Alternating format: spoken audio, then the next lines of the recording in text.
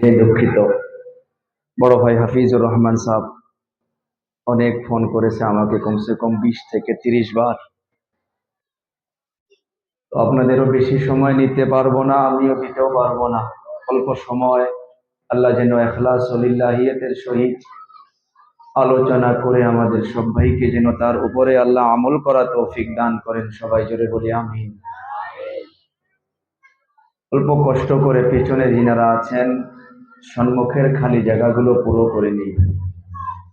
একবারে আসি, অল্প সময় ভাই, একবারে আসি। সবাই সম্মুখ থেকে মিলে বসি, 1 ঘন্টা টাইম বস। বাহিরে যাইতে বলি নাই, সম্মুখে আসতে বলছি ভাই। জি মাশাআল্লাহ, আসি, আরো একবারে আসি, একবারে আসি।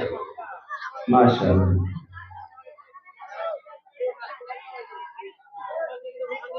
জি বসি ভাই, বেশি সময় নষ্ট না করি, বসে যাই। বারবার তো আর বলবো না, শুরুতে একবারেই বসায় নেব, তারপর আলোচনা শুরু করবো ইনশাআল্লাহ। জি মাদ্রাসার ভাইয়েরা, বাচ্চাগুলো একবারে আসি, শোনা বাবার আসো, একবারে আসি। জি সবাই একবারে আসি। জি সবাই মিলে আল্লাহর নামে একটা তাকবীর দেই, নারে তাকবীর। সকলেই দেই, পিছন দিক থেকে অনেক মানুষ বলে নাই নারে তাকবীর। আরে তোমরাও কো নারে তাকবীর, আল্লাহু আকবার কও, নারে তাকবীর। ইন্নাল হামদালিল্লাহ ইন্নাল হামদালিল্লাহি নাহমাদুহু ওয়া নাস্তাঈনুহু ওয়া নাস্তাগফিরুহ ونؤمن به ونتوكل عليه ونعوذ بالله من شرور أنفسنا ومن سيئات أعمالنا من يهد الله فلا مضل له ومن يضلله فلا هادي له ونشهد أن لا إله إلا الله وحده لا شريك له ونشهد أن سيدنا وحبيبنا ومولانا محمدا عبد الله ورسوله الذي أرسله الله بالحق بشيرا ونذيرا وداعيا إلى الله بإذنه وسراجا وقمرا منيرا صلى الله تعالى عليه وعلى آله وأصحابه وبارك وسلم تسليما كثيرا كثيرا. أما بعد فأعوذ بالله من الشيطان الرجيم.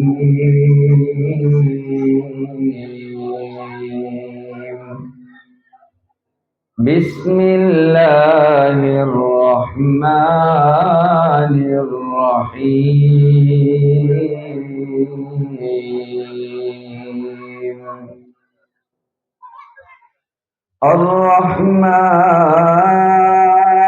الرحمن علم القرآن خلق الإنسان علمه البيان.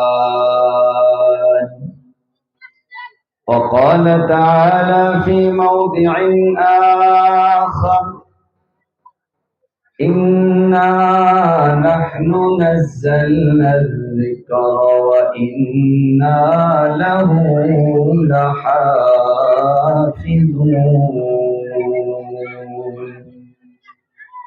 وقال النبي صلى الله تعالى عليه وسلم خيركم من تعلم القرآن وعلمه أو كما قال عليه الصلاة والسلام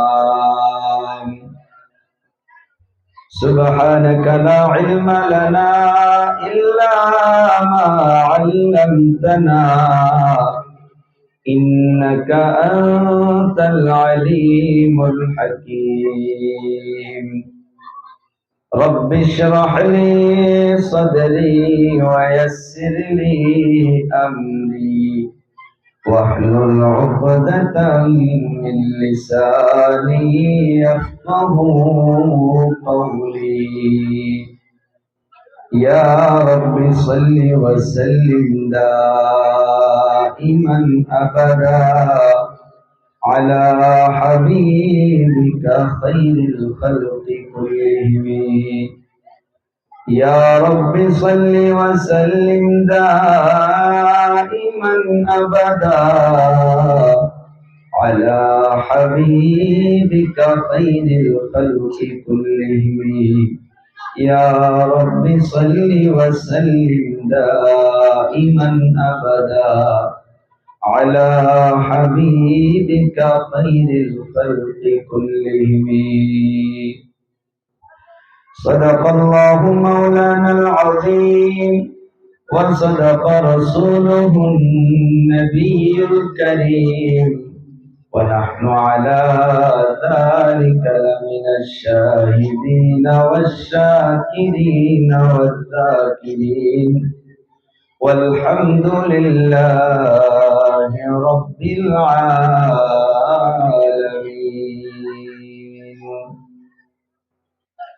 الحمد لله জামিয়াতুল মুমিনাত নিদানপুর লক্ষ্মীপুর এ আল্লাহর নবীর মেহমানদের জন্য আজ 13তম বার্ষিক বিরাট কোরআনের মাহফিলের দ্বীনি মাহফিলের সুনামধন্য সম্মানীয় সভাপতি সাহেব, এই মাহফিলের সমস্ত অতিথিবৃন্দ, বিশিষ্ট অতিথি হিসাবে ভাষণ রাখছিলেন হযরত মাওলানা মুফতি ফারুক আহমেদ সাহেব দামাত বারাকাতুহুমুল আলিয়া, এই মাদ্রাসার সমস্ত আসাতেজা কেরাম, অল কমিটির বৃন্দ, এলাকাবাসী, মুরব্বিয়ানে কেরাম, আল্লাহ পাকের হাজার হাজার শুকরিয়া যে মহান আল্লাহ আমাকে আপনাকে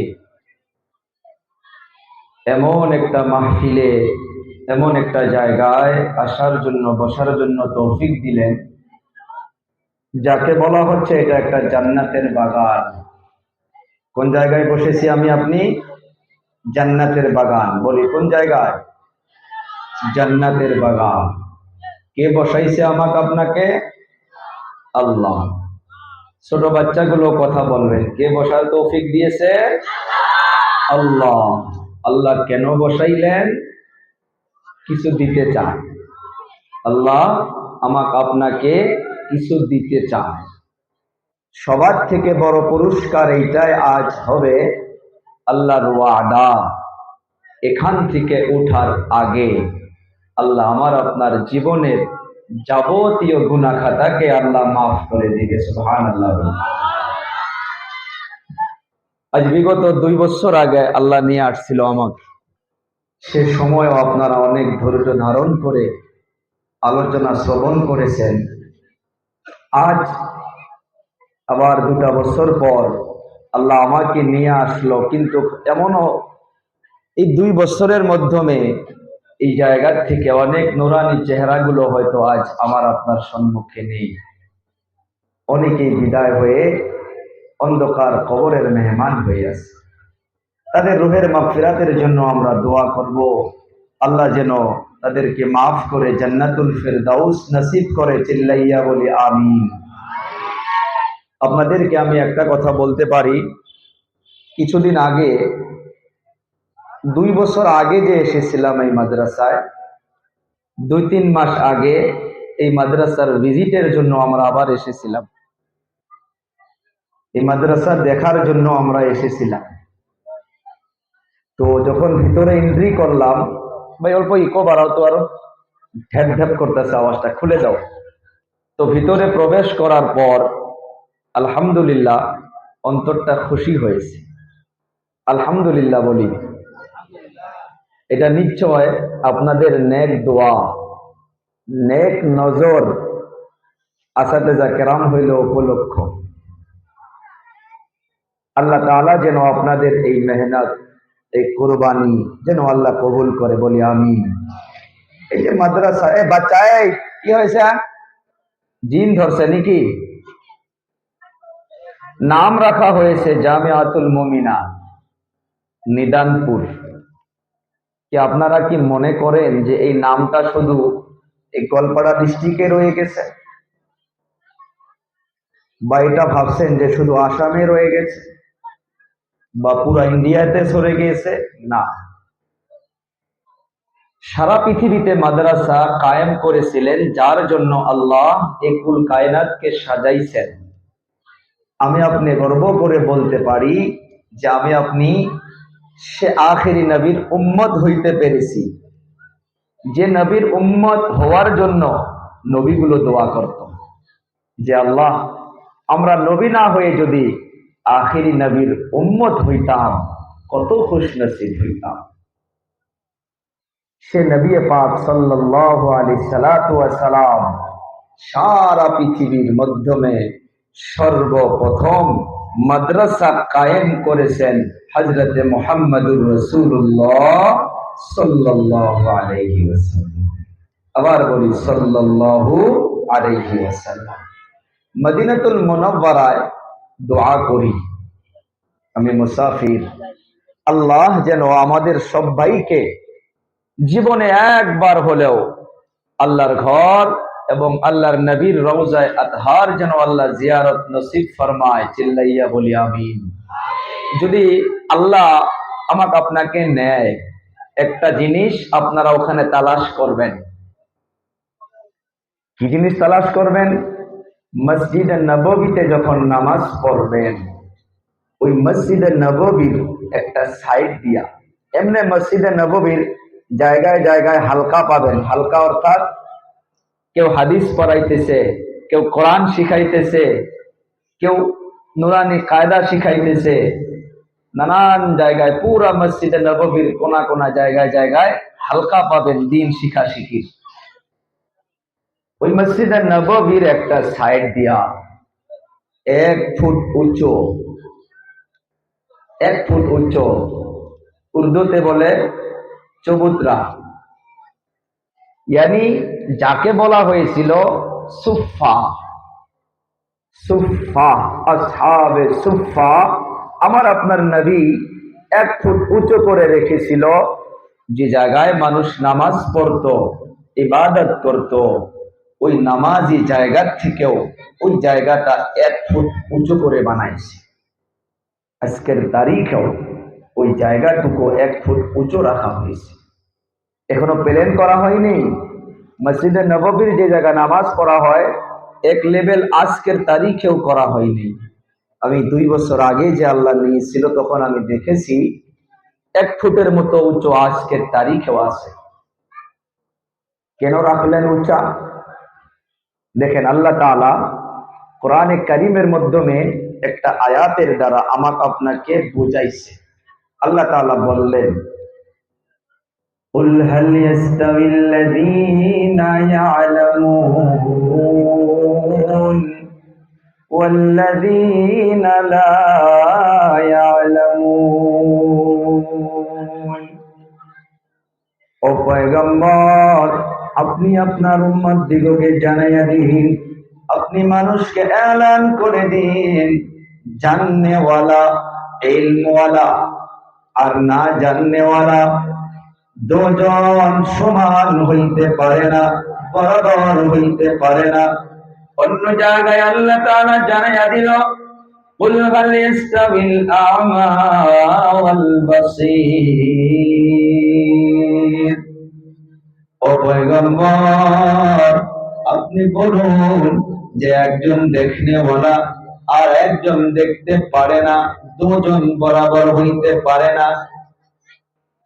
ওই 1 ফুট উঁচু করে যে জায়গাটা রাখা হলো, এটা অন্য কারোর জন্য নয়, দুনিয়ার মাধ্যমে আহলে ইলম যাদের ভিতরে কোরআন ও হাদিসের ইলম রয়েছে, যারা কোরআন ও হাদিস শিখবে, তাদের জন্য নবী একটা মেসেজ দিয়া গেল যে তাদের মর্যাদা, তাদের সম্মান, তাদের স্থান, তাদের জায়গা সব সময় উঁচা হইয়া থাকবে। নবী বলেছে যে কোরআন ও হাদিসের ইলম যাদের ভিতরে আছে, যারা কোরআন ও হাদিস শিখবে, তাদের মর্যাদা সব সময় উঁচা হয়ে যাবে। নবী পাক সাল্লাল্লাহু আলাইহি সাল্লাতু ওয়াস সালাম সারা পৃথিবীর মানব জাতিকে, উম্মতকে একটা মেসেজ দিয়া গেল, শোনো শোনো শোনো, আমি নবী হইয়া বলে গেলাম যে দুনিয়ার মাধ্যমে যে জায়গার মাধ্যমে মাদারিস রয়েছে, মাকাতিব রয়েছে, বানাত হইতে পারে, বানুন হইতে পারে, ছেলেদের হইতে পারে, মেয়েদের হইতে পারে, আমি নবী হইয়া বলে গেলাম এদের পায়ের নিচে নিচে নিচে নিচে আল্লাহ তাআলার রহমতের ফেরেশতা গুলো, আল্লাহ তাআলার রহমতের ফেরেশতা গুলো তাদের পায়ের নিচে নিজের ডানা গুলোকে বিছাইয়া দেয়। সুবহানাল্লাহ। সারা বিশ্বের ভিতরে যত মাদারিস রয়েছে, যতগুলো মাকাতিব রয়েছে, যে জায়গার মাধ্যমে কোরআন শিখাশিখি হবে, যারা কোরআন শিখার জন্য বাড়ির মুহাব্বতকে ত্যাগ করে আসবে, মা বোনের মুহাব্বতকে ত্যাগ করে, ভাই বোনের মুহাব্বতকে ছেড়ে দিয়ে মাদ্রাসার মাধ্যমে এসে যাবে, আল্লাহ তাআলার হাবিব বলে গেল যে এদের মর্যাদা, এদের মর্যাদা, এদের পায়ের নিচে নিচে নিচে নিচে আল্লাহ তাআলার রহমতের ফেরেশতা গুলো নিজের ডানা গুলোকে বিছাইয়া দেয়। মুহাদ্দিসিনে কিরামের তাওজীহ লিখেছে যে মাদ্রাসার ছাত্রীদের পায়ের নিচে আল্লাহ তাআলার রহমতের ফেরেশতা গুলো ডানা বিছায়া দেওয়া কি মকসদ হইতে পারে, ফাঁকা বিছায়া দেওয়া কি মকসদ হইতে পারে? হাদিসে মুবারাকা কে নিয়ে মুহাদ্দিসিনে কিরাম লিখেছেন, বুঝাইছেন যে জায়গার মাধ্যমে মাদ্রাসা রয়েছে, যে এলাকার মাধ্যমে মাদ্রাসা কায়েম রয়েছে, যে জায়গার মাধ্যমে মাদ্রাসার ছাত্রগুলো চলাফেরা করে, যে জায়গার মাধ্যমে মাদ্রাসার বাচ্চাগুলো চলাফেরা করে, এদের পায়ের নিচে তো পাকা বিছায়, নিশ্চয় ঠিক এইটা বিছায়, কিন্তু ওই এলাকাগুলোর মাধ্যমে এই মাদ্রাসার ছাত্রী থাকার জন্য, মাদ্রাসার ছাত্র থাকার জন্য অনেকগুলো মুসিবত, অনেকগুলো বালা, অনেকগুলো আফাত, অনেকগুলো পেরেশানি যেগুলো আনেওয়ালা থাকে, আল্লাহ তাআলার রহমতের ফেরেশতাগুলো এই বাচ্চাদের জন্য, এই ছাত্রীদের জন্য ওই আনেওয়ালা আযাবকে, ওই আনেওয়ালা মুসিবতকে নিজের জানার দ্বারা, নিজের ফাকার দ্বারা ওই আনেওয়ালা আযাবকে আসতে দেয় না। এই মাদ্রাসার জন্য আনেওয়ালা আযাবকে ধাক্কা মেরে ওখান থেকে অন্য জায়গায় পার করে দেয়। সুবহানাল্লাহ।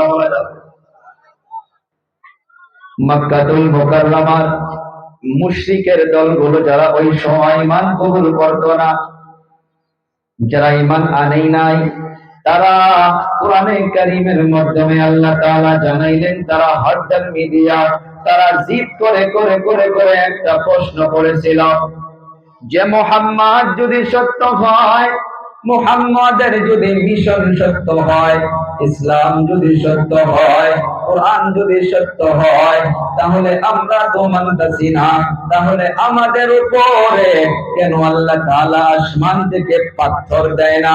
কেন আল্লাহ তাআলা আমাদের উপরে আযাব দেয় না? মুহাম্মাদের মিশন যদি সত্য হয়, আল্লাহ তাআলা আমাদিগকে কেন ধ্বংস করে দেয় না? শুনলে অন্তরটা খুশি হয়ে যাবে, মনটা ভরে যাবে। আল্লাহ তাআলা কোরআনে জানাইলেন, ও পয়গম্বর, মক্কাতুল মুকাররমার যে মানুষগুলো বলতেছে যে মুহাম্মাদের মিশন যদি সত্য হয়, ইসলাম যদি সত্য হয় তাহলে কেন আল্লাহ আযাব দেয় না? ও পয়গম্বর, কেন আমি আযাব দেই না জানোনি? তাদেরকে ধ্বংস করা, তাদেরকে উড়ে দেওয়া, তাদেরকে খতম করে দেওয়া আমার আল্লাহ তাআলার জন্য একটা সেকেন্ডের কাম, একটা মিনিটের কাম।